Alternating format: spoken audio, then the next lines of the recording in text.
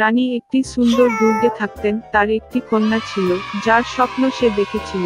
সন্তানের কালো চুল এবং সাদা ত্বক ছিল, অতএব তারা তাকে ডাকলেন স্নো হোয়াইট। এরপরেই রানী মারা গেলেন। রাজা দীর্ঘদিন শোক করলেন না। 1 বছর পরে তিনি নতুন রানীকে প্রাসাদে নিয়ে এসেছিলেন। তিনি সুন্দরী ছিলেন, তবে রাগ করেছিলেন। মহিলাটি তার সাথে একটি জাদু আয়না নিয়ে এসেছিল। প্রতিদিন তিনি তার প্রতিচ্ছবিটিকে প্রশংসা করেছিলেন এবং তাকে একটি প্রশ্ন জিজ্ঞাসা করেছিলেন, বিশ্বের সবচেয়ে সুন্দরীকে? আয়না সর্বদা কেবল সত্য বলেছে, অতএব এটি সততার সাথে রানীর সৌন্দর্যের প্রশংসা করেছে এবং মহিলা সুখের সাথে সজ্জিত হয়েছে।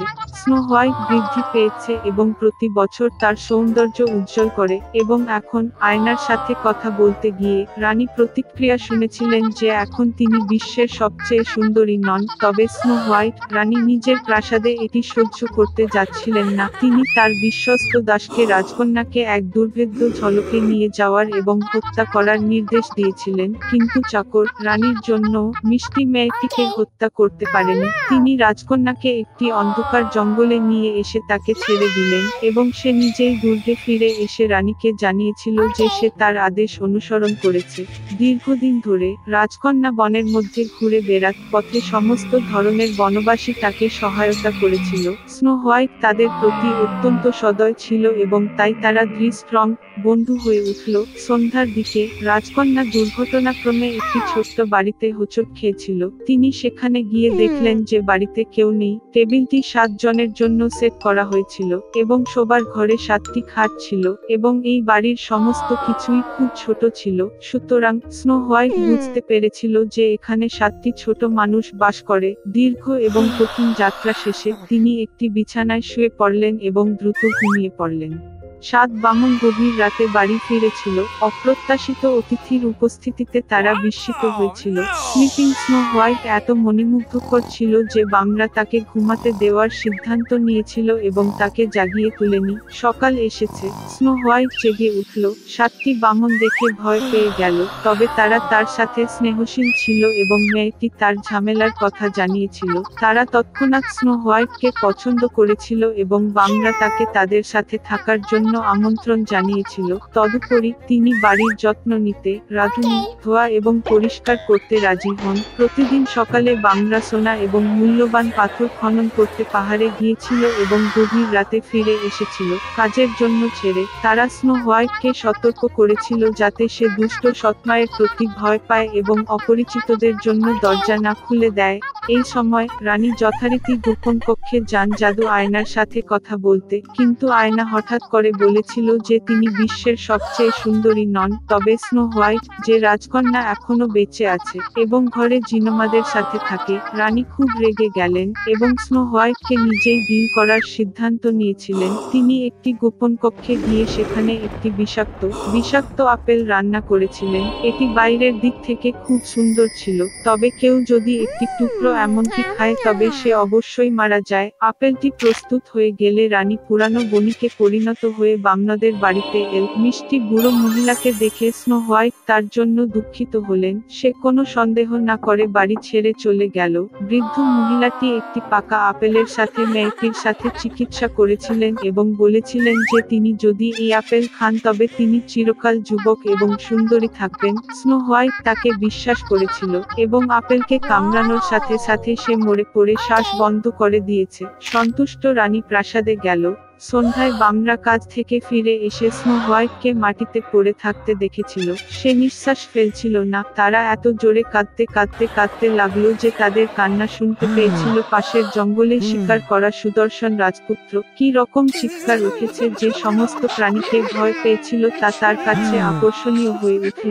এবং রাজকুমার যখন বামনাদের বাড়িটি পেয়েছিলেন তখন তিনি স্নো হোয়াইটকে দেখতে পেলেন। তিনি এত সুন্দর ছিলেন যে যুবরাজ তৎক্ষণাৎ তার প্রেমে পড়েন। তিনি বামনাদের তাকে তার সাথে দুর্গে নিয়ে যাওয়ার জন্য রাজি করান, কারণ সেখানে তার চিকিৎসক রয়েছে যারা স্নো হোয়াইট নিরাময় করতে পারেন। বামরা এটি অনুমতি দিয়েছে। তখন রাজপুত্র তার দাসদের রাজকন্যাকে কাঁধে বহন করার আদেশ দিলেন এবং যখন তারা তাকে বহন করছিল এমন সময় ঘটল যে চাকররা কিছুটা ঝোপের উপর ঝাঁপিয়ে পড়েছিল এবং এই গ্রিফ রংটা থেকে এক বিষাক্ত আপেলের টুকরো স্নো হোয়াইটের মুখ থেকে পড়ে যায় এবং সে জেগে ওঠে। যুবা যুবরাজকে দেখে মেয়েটিও তার প্রেমে পড়ে যায় এবং তাকে বিয়ে করতে রাজি হয়। তারা তাদের দুষ্ট সৎ মাকে বিবাহের আমন্ত্রণ জানিয়েছিল, ক্রোধের কারণে যে স্নো হোয়াইট এখনো বেঁচে আছে এবং এখন তার দীর্ঘ ও সুখী জীবন তার জন্য অপেক্ষা করছে। রানী জাদু আয়নাকে ভেঙেছিল এবং এর মধ্যে আর কখনো তাকাতে হয়নি।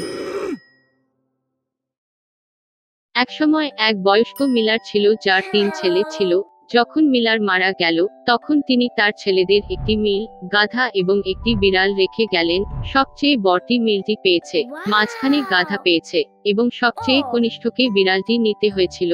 বড় ভাইরা তাকে দেখে হেসেছিল, তবে বিড়ালটি প্রতিশ্রুতি দিয়েছিল যে যদি সে তার জোড়া ভাইকে একটি জুতো এবং একটি ব্যাগ দেয় তবে তিনি তার ছোট ভাইকে ধনী করে তুলবেন। মালিক অবাক হয়েছিলেন, তবে বিড়ালের অনুরোধটি পূরণ করেছিলেন। ফালফিল্ড বিড়াল তৎক্ষণাৎ তার পিছনের পায়ে বুটগুলি টানল, বস্তার মধ্যে ওট এলে এটি কাঁধের উপরে ফেলে দিল এবং শিকারে গেল। বনে ব্যাগটি খুলে মাটিতে ফেলে দিল এবং নিজেকে ঝোপায় লুকিয়ে রাখল। তাকে আর অপেক্ষা করতে হয়নি। একটি কৌতূহলী খরগোশ বস্তার দিকে ঝাঁকুনি দিয়ে ওটে ওটে উৎসবের জন্য উঠে গেল এবং বিড়ালটি কেবল তার জন্য অপেক্ষা করছিল। সে ঝাঁকুনা থেকে লাফিয়ে বেরিয়ে গেল, ব্যাগটি শক্ত করে কাঁধে তুলেছিল এবং রাজকীয় দুর্গে গেল।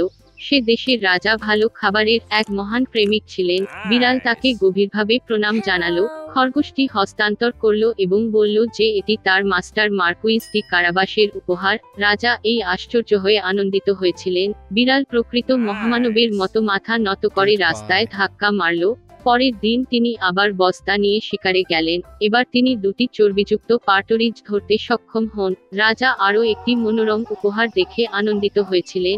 একাধিক সপ্তাহ ধরে বিড়াল রাজার কাছে পার্টরিজ এবং খড়ি করেছিল, তবে তিনি তার ক্ষুধার্ত মালিককে এ সম্পর্কে কিছুই বলেননি। একবার বিড়াল প্রাসাদে একটি রাজকন্যাকে দেখল। সে খুব সুন্দর ছিল। বিড়াল বুঝতে পেরেছিল যে সে তার মনিবের জন্য এক দুর্দান্ত স্ত্রী হবে এবং তাই রাজা অবশেষে মার্কুইসের সাথে দেখা করতে চেয়েছিলেন। বিড়াল জবাব দিয়েছিল যে মিলগুলি যেখানে ছিল সেখানে তারা কাল তাকে বেড়াতে যেতে পারে এবং সে নিজেই পুরো গতিতে দৌড়ে মিলের দিকে চলে গেল। মালিককে দেখে বিড়ালটি বলল যে কাল তাকে নদীতে সাঁতার কাটতে হবে এবং তারপরে তার জীবন বদলে যাবে। পরের দিন সকালে তিনি জলে নামার সাথে সাথে বিড়াল তার জামাকাপড় ধরে ঝোপের মধ্যে লুকিয়ে রাখল। এই মুহূর্তে রাজকীয় গাড়িটি রাস্তায় হাজির। বিড়ালটি লাফিয়ে রাস্তায় উঠল এবং তার ফুসফুসের শীর্ষে চেঁচিয়ে বলল, আমাকে বাঁচাও, সাহায্য, মার্কুইস ডি কারাবাস ডুবে যাচ্ছে। এই শুনে রাজা মার্কুইসকে জল থেকে টেনে আনার আদেশ দিলেন। 2 জন রক্ষী তাকে যখন নদীর বাইরে নিয়ে যেতে শুরু করলো, যেখানে তিনি গরম পানিতে ঝাঁকুনি দিচ্ছিলেন, তখন মিলারের ছেলে খুব ভয় পেয়ে যায়। রাজা তাকে তার সিল্কের পোশাক আনার নির্দেশ দিলেন। মিলারের ছেলে প্রথমে প্রত্যাখ্যান করেছিল, তবে তিনি স্বর্ণ সূচিকর্মযুক্ত পোশাকগুলি এত পছন্দ করেছিলেন যে তিনি সানন্দে রাজকীয় পোশাকটি পরেছিলেন। রাজা তাকে গাড়িতে আমন্ত্রণ জানালেন, যেখানে সুন্দরী রাজকন্যা বসেছিলেন। মিলারের পুত্র হতবাক হয়ে পড়েছিল, কিন্তু আরও কিছু না করে গাড়িতে উঠল। 1 মিনিট পরে গাড়িটি বিশাল ক্ষেত্রের মধ্যে বসবাসকারী দৈত্য মানুষ খাওয়ার সাথে সম্পর্কিত ক্ষেতগুলি এবং ঘাড়ে ঘুরে দেখা গেল। বিড়াল কোনো সময় নষ্ট করেনি এবং আত্মা কি ছিল তা গাড়ির সামনে দিয়ে ছুটে গিয়ে ঘোষের দিকে এগিয়ে গেল, যেখানে কাটাররা তাদের ব্রাউটের ঘামে কাজ করছিল। তিনি তাদের জিজ্ঞাসা করতে বলেছিলেন যে এই ক্ষেত্রগুলি মার্কুইস ডি কারাবাসের অন্তর্গত, অন্যথায় দুষ্ট নরখাদকগুলি সেগুলি খাবে। বিস্মিত ছেলেরা উত্তর দিতে পারার আগেই রাজার গাড়িটি টেনে নিয়ে গেল এবং রাজা যখন জিজ্ঞাসা করলেন তারা কাদের ঘাটগুলি, তারা একটি বন্ধুত্বপূর্ণ কোরাস উত্তর দিয়েছিল যে এই ক্ষেত্রগুলি মার্কুইস ডি কারাবাসের অন্তর্ভুক্ত। এদিকে বিড়ালটি সরাসরি মানব খাওয়ার দুর্গে চলে গেল। কৃপণতার কৌতূহল নিয়ে তিনি পাথরের প্রাচীরের উপরে ঝাঁপিয়ে পড়ে দুর্গে প্রবেশ করলেন। নানান খাবার দিয়ে ভরপুর বিশাল টেবিলে বসেছিল। দুটি ফুট দেখে এইরকম হতাশায় সে বিস্মিত হয়েছিল। বিড়াল দৈত্যটিকে জ্বালাতন করতে শুরু করে এবং বলেছিল যে সে সিংহ হতে পারে না। বিড়ালের এই কথাগুলি বলার সময় হওয়ার আগে নরখাদকটি একটি কুচকানো মাঠে বিশাল সিংহে পরিণত হয়েছিল। ভয় বিড়ালটির আত্মা তার বুকগুলিতে উকে পড়েছিল, তবে তিনি এটি পরাভূত পরাভূত করে বলেছিলেন যে নরখাদক কখনোই ইঁদুর হিসাবে পরিণত হতে পারে না। ভয়ানক সিংহ অদৃশ্য হয়ে গেল এবং তার জায়গায় একটি ছোট্ট ইঁদুর উপস্থিত হল এবং বিড়ালটির কেবল এটির প্রয়োজন ছিল। চোখের পলকে তিনি মাউসটি ধরেছিলেন এবং এটি খেয়েছিলেন। এই সময়ে রাজকীয় গাড়ি দুর্গের উঠোনে প্রবেশ করেছিল। গাড়ির দরজা খোলার সাথে বিড়াল নম্রভাবে মাথা নত করলেন এবং বললেন যে তিনি মার্কুইস ডি কারাবাসের দুর্গে সবাইকে দেখে খুশি হয়েছিলেন। এই কথাগুলি শুনে আশ্চর্য হয়ে কে আর অসার ছিল তা বলা মুশকিল। রাজা বা মিলারের পুত্র, যিনি ইতিমধ্যে কিছু বুঝতে পারেননি, বিড়াল অতিথিদের টেবিলে নিয়ে গেল। রাতের খাবার শেষে রাজা পুরোপুরি খেতে খেতে বললেন, মার্কুইস সত্যিই খুব যোগ্য ব্যক্তি, তাই তিনি খুশিতে তার মেয়েকে বউয়ের কাছে উপহার দেবেন। রাজকন্যা খুশি ছিল, তরুণ, সুদর্শন এবং তদতিরিক্ত তিনি সত্যই ধনী মার্কুইস পছন্দ করেছেন লাইকে। শীঘ্রই তারা একটি বিবাহ খেলেন। সুতরাং মিলারের ছেলে একটি রাজকন্যাকে বিয়ে করে রাজপুত্র হয়। তারা সকলেই সুখী জীবনযাপন করেছিল, বিশেষত বিড়াল, যিনি গর্বের সাথে উঁচু বুটে প্রাসাদটি গতিময় করেছিলেন।